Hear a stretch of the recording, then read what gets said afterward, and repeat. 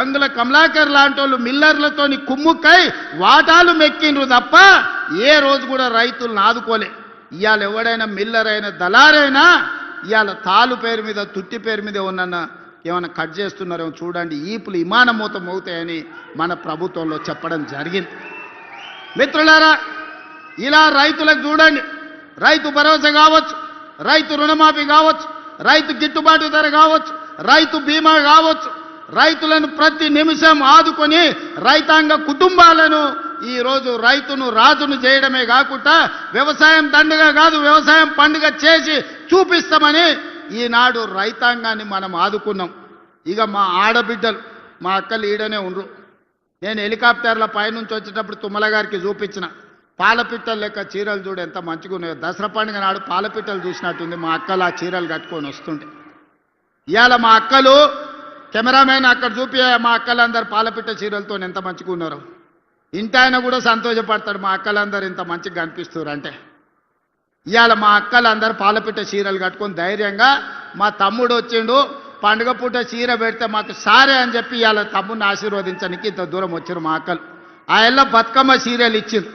ఎన్నడన్నా మా అక్కలు కట్టుకున్నారా? ఆ అక్కల్ని ఆలోచన చేయమని నేను అడుగుతున్నా.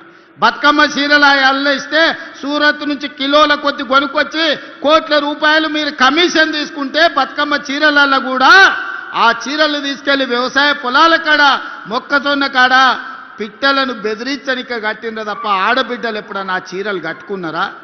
మీ బతుకు జడ ఆడబిడ్డలకు పెట్టే చీరల్లో కూడా మీరు కమిషన్ వదలకపోతే మీది కూడా ఓ బతికేనా అని ఇవాళ మా ఆడబిడ్డలు అనే పరిస్థితి వచ్చింది. కానీ ఇవాళ మా అక్కలు సంతోషంగా మేమిచ్చిన ఇందిరమ్మ చీరలు కట్టుకొని ఇవాళ వచ్చారు. అదేవిధంగా మా పొన్నం ప్రభాకర్ చెప్తున్నాడు, మొన్న సమ్మక్క సారలమ్మ జాతరలా లక్షలాది మంది ఆడబిడ్డలకు ఉచిత బస్సు ఇచ్చినామని.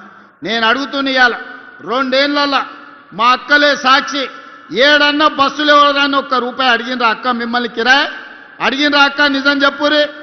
అడిగితే మీ తమ్ముని ఫోటో చూపించమని ఆయననే చెప్పిన కదా, కిరాయి పైసలు అయితే మా తమ్ముడు కడతాడు, పట్టణంలో ఉన్నారు తెచ్చుకోపోండి అని చెప్పమన్నానా? 2 ఏళ్లలో ఆడబిడ్డలకు ఉచిత బస్సు ప్రయాణానికి 9,000 కోట్ల రూపాయలు నేను పొన్నం ప్రభాకర్ గారికి లెక్క కట్టి నెల పైసలు కట్టిన. మా ఆడబిడ్డలు బస్సులో ఉచితంగా పోతే ఆ ఎల్లా అమ్మగారింటికి పోవాలన్నా, అమ్మవారిని దర్శించుకోవాలన్నా, కొండగట్టుకోవాలన్నా, వేములవాడ రాజన్నను దర్శించుకోవాలన్నా ఇంటి ఆయన ముందల చేయి చాపాలి మా అక్కలు.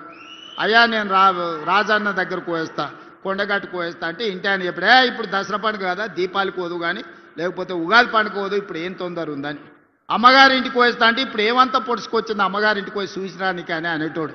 కడుపులో బాధ దుఃఖం ఉన్నా ఇక ఆయన నగదు ఇవ్వకపోతే బస్సులో పోలేని పరిస్థితి. మా అక్కలు మనసులే బాధ పెట్టుకొని ఇంటికానే పిల్లల్ని చూసుకుంటూ ఉండేది. ఇవాళ పరిస్థితి ఎట్లుంది? ఇంటి ఆయన బాయికాడిపోతే అక్క అమ్మగారింటికి పోయి అమ్మని చూసి మళ్ళీ సాయంత్రం లోపల ఇంటికి వస్తుంది. అమ్మగారిని దర్శించుకోవాలంటే ఆలోచన లేదు, బస్సు ఎక్కి పిల్లల్ని తీసుకొని చక్కగా పోయి గుడికి పోయి దర్శనం చేసుకొని వస్తుంది. 9,000 కోట్ల రూపాయలు ఇవాళ మా ఆడబిడ్డల కోసం నేను ఖర్చు పెట్టిన. ఒక్కొక్క అక్కకు ఒక్కొక్క చెల్లెకు నెలకు 4-5 వేల రూపాయలు మిగులుతున్నాయి బస్సు ప్రయాణం నౌకరు చేసుకునేటోళ్ళకు. ఇది మేము ఇచ్చింది కాదా? మహిళా సంఘాలు ఆనాడు స్వయక సంఘాలు అంటే ఒక పట్టుండే, ఒక గౌరవం ఉండే. కేసీఆర్ వచ్చి ఖతం చేసిండు. పావులా లేదు, సున్నా లేదు, వడ్డీ లేదు, నగదు లేదు. మా ఆడబిడ్డల చేతుల సిల్లి గవ్వ లేకుండా చేసిండు.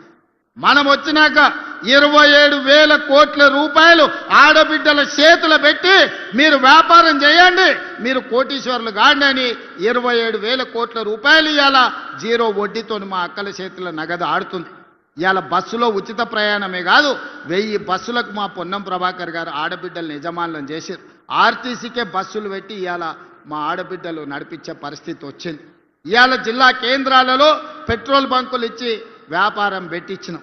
ఇవాళ సోలార్ విద్యుత్ అదాని అంబానీల కాదు ఆడబిడ్డలు కూడా సోలార్ విద్యుత్ ఉత్పత్తి చేస్తారని ఈరోజు సోలార్ విద్యుత్ ఉత్పత్తి కేంద్రాలను 1000 మెగావాట్లు మా ఆడబిడ్డలు పెట్టి ఇవాళ రాష్ట్ర ప్రభుత్వంతో వ్యాపారం చేస్తారు.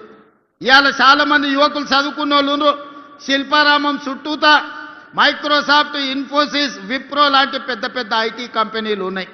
ఆ పక్కనే ఆడబిడ్డలకు వందల కోట్ల రూపాయల భూమి ఇచ్చి 150 స్టాల్స్ శిల్పారామం పక్కనే పెట్టించి వాళ్ళు తయారు చేసే వస్తువులను ప్రపంచానికి అమ్మేటట్టు ఈరోజు అవకాశం కల్పించినాం. ఇవాళ ఇక్కడ ఉన్నోళ్ళు ఎవరైనా మా అక్కలు తయారు చేసే నిర్మల్ పెయింటింగ్స్ కావచ్చు, చేతితోని తయారు చేసే వస్తువులు కావచ్చు,